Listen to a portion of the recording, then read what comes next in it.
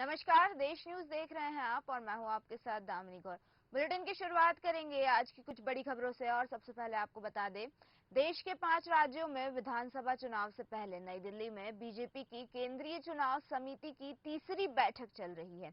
आपको बता दें, बैठक 30 सितंबर को शुरू हुई थी, जिसका आज 1 अक्टूबर को दूसरा दिन है और राजधानी दिल्ली में 2 दिन चलने वाली इस बैठक में राजस्थान, मध्य प्रदेश, छत्तीसगढ़ के उम्मीदवारों के नाम फाइनल होंगे। वहीं रिपोर्ट्स के मुताबिक बैठक में प्रधानमंत्री नरेंद्र मोदी, बीजेपी अध्यक्ष जेपी नड्डा, गृह मंत्री अमित शाह समेत अन्य प्रमुख नेता शामिल हुए हैं। दरअसल विधानसभा चुनाव से पहले भाजपा ने राजस्थान को 7 क्षेत्रों में बांटा है। इसकी जिम्मेदारी भी अलग अलग राज्यों के नेताओं को सौंपी गई है। वहीं पार्टी सूत्रों के मुताबिक हर जोन में एक प्रभारी होगा और जोन के निर्वाचन क्षेत्रों में पार्टी की स्थिति को मजबूत बनाने के लिए बाकी नेता जिम्मेदार होंगे और ये नेता जोन प्रभारियों को अपडेट करते रहेंगे। साथ ही साथ पार्टी मुख्यालय को जमीनी हालत भी बताते रहेंगे। वहीं बीजेपी ने 17 अगस्त को मध्य प्रदेश के लिए भी अपनी उम्मीदवारों की पहली सूची जारी की थी, जिसमें 39 उम्मीदवारों की घोषणा की गई थी और 25 सितंबर को मध्य प्रदेश में आगामी विधानसभा चुनाव के लिए 39 उम्मीदवारों की अपनी दूसरी सूची भी जारी कर दी गई थी।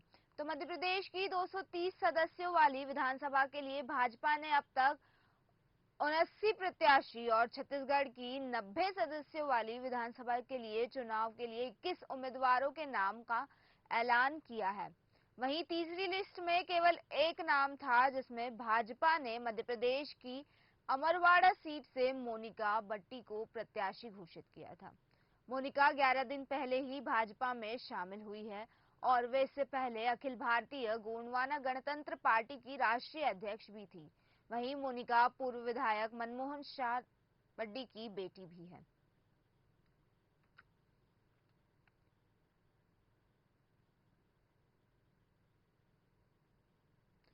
महात्मा गांधी की 195वीं जयंती से पहले आज देश में स्वच्छता ही सेवा अभियान के तहत श्रमदान किया जाएगा। प्रधानमंत्री नरेंद्र मोदी ने 10 बजे से 1 घंटे के लिए लोगों से स्वच्छता के लिए श्रमदान की अपील की है। वहीं प्रधानमंत्री मोदी ने श्रमदान के लिए एक तारीख, 1 घंटा, एक साथ का नारा भी दिया है। उन्होंने कहा, स्वच्छ भारत एक साझा जिम्मेदारी है और इसका हर प्रयास मायने रखता है। आज के अभियान के लिए देश भर में करीब 7 लाख जगहों को चुना गया है। वहीं केंद्रीय आवास और शहरी मामलों में मंत्री हरदीप सिंह पुरी ने शुक्रवार को बताया कि स्वच्छता पखवाड़े की थीम कचरा मुक्त भारत है और देश भर के 7 लाख से ज्यादा साइटों को श्रमदान के लिए चुना गया है। इसमें 35,000 आंगनवाड़ी, 22,000 बाजार, 7,000 बस स्टैंड, 1,000 गौशालाएं और 300 चिड़ियाघर शामिल है। साथ ही देश भर में चल रही 29 वंदे भारत ट्रेनों को भी स्वच्छता ही सेवा अभियान के तहत 14 मिनट में साफ करने का लक्ष्य रखा गया है और इसकी शुरुआत भी आज से ही होगी। वहीं औपचारिक शुरुआत रेल मंत्रालय अश्विनी वैष्णव दिल्ली कैंट रेलवे स्टेशन से करेंगे और आपको बता दें, अश्विनी वैष्णव ने बताया कि पहले ट्रेन को लगभग 28 मिनट में साफ किया और फिर इसमें 18 मिनट लाया गया और अब इसमें बिना किसी नई तकनीक को शामिल किए हुए केवल 14 मिनटों में ही ट्रेन को साफ किया जाएगा।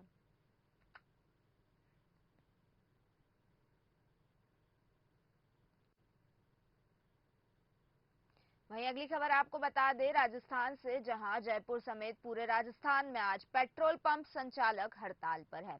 दरअसल राजस्थान में पेट्रोल डीजल पर वैट कम करने की मांग को लेकर 1 अक्टूबर को सुबह से शाम 6 बजे तक पेट्रोल पंप बंद रहेंगे। इससे पहले शनिवार को पंप संचालकों ने रात 8 बजे से 10 बजे 2 घंटे तक पंप की लाइट्स को बंद रखकर बिक्री नहीं की। वहीं राजस्थानी पेट्रोलियम डीलर्स एसोसिएशन के अध्यक्ष राजेश सिंह भाटी ने बताया कि पेट्रोल और डीजल पर बढ़ते हुए वैट पर सरकार ने 10 दिन में समाधान करने के लिए कहा था, लेकिन 13 दिन बाद भी कोई समाधान नहीं निकला है। इससे परेशान होकर 1 अक्टूबर को सुबह 6 से शाम 6 बजे तक हड़ताल की जाएगी। इसके बाद भी अगर कोई कार्रवाई नहीं हुई तो 2 अक्टूबर से अनिश्चितकालीन हड़ताल की जाएगी। दरअसल राजस्थान पेट्रोलियम एसोसिएशन के कोषाध्यक्ष ने बताया कि पूरे प्रदेश में 7,000 पंप बंद रहेंगे। इनमें लगभग 100 कोको पंप है जो खुले रहेंगे। वहीं जयपुर में 7 कोको पंप पर पेट्रोल डीजल की बिक्री जारी रहेगी। यदि सरकार इसका समाधान नहीं करती है तो 2 अक्टूबर को सुबह 6 बजे से पूरे प्रदेश में पंप अनिश्चितकालीन हड़ताल करेंगे और इसकी वजह से राज्य में रोजाना लगभग 15,231 किलोलीटर डीजल और 68,559 किलोलीटर पेट्रोल की बिक्री प्रभावित होगी। इससे सरकार को हर दिन करीब 44 करोड़ रुपए के राजस्व का नुकसान भी होगा। दरअसल एसोसिएशन की ओर से वेट कम करने समेत अन्य मांगे की जा रही है। इसके लिए 13 और 14 सितंबर को 2 दिन की सांकेतिक हड़ताल भी की गई थी, लेकिन सरकार की ओर से कोई प्रतिक्रिया नहीं आने के बाद 15 सितंबर से अनिश्चितकालीन हड़ताल की गई। वहीं 15 सितंबर को ही सरकार ने बातचीत के दौरान मिले आश्वासन के बाद इस हड़ताल को स्थगित कर दिया गया था, लेकिन राजेंद्र सिंह भाटी ने फिर बताया कि हमारे साथ 15 सितंबर को सचिवालय में राज्य सरकार के कैबिनेट मंत्री प्रताप सिंह काचरियावास की अध्यक्षता में बैठक हुई थी। इसमें हमारी पेट्रोल और डीजल पर बढ़े हुए वैट समेत कई मांगों पर 10 दिनों में समाधान की बात कही गई थी और बातचीत के 13 दिन बाद भी किसी भी समस्या का समाधान नहीं निकला है और सरकार के रवैये से परेशान होकर एसोसिएशन एक बार फिर से हड़ताल पर जाने को मजबूर है।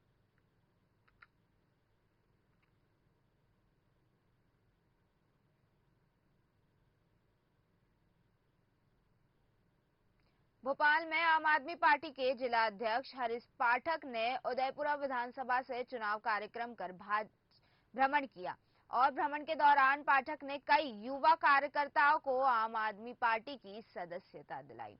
जिला अध्यक्ष हरीश पाठक के नेतृत्व में कई पार्टी कार्यकर्ताओं ने आम आदमी पार्टी की सदस्यता ली। वहीं इस सदस्यता कार्यक्रम में भोपाल जिले के जिला उपाध्यक्ष प्रदीप जैन, सीपी चौहान और प्रदेश संयुक्त सचिव दानिश इकबाल, संदीप श्रुति उपस्थित रहे।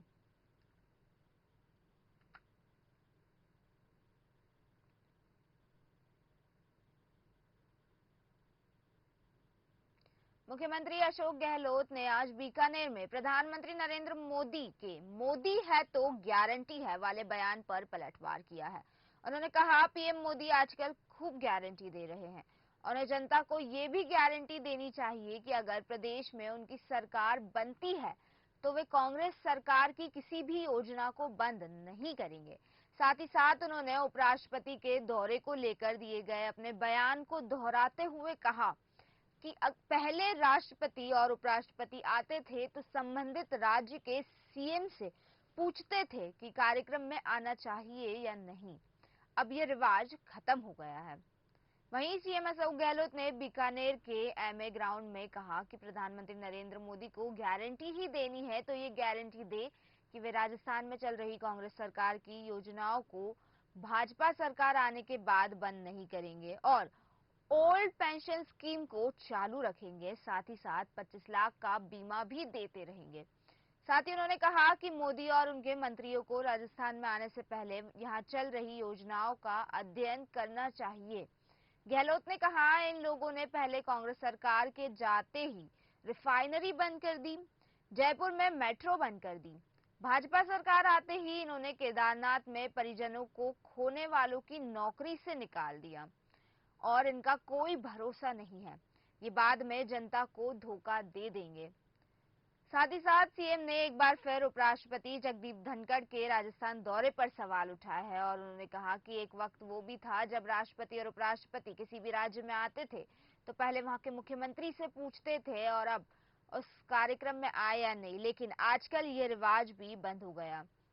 गहलोत ने कहा कि उपराष्ट्रपति जी हमारे मित्र है, लेकिन अभी राजस्थान में चुनाव चल रहा है।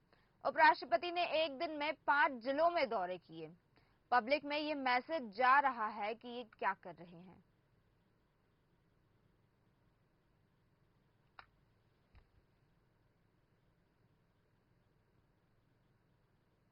फिलहाल के बुलेटिन में बस इतना ही। बने रहिए देश न्यूज के साथ। नमस्कार।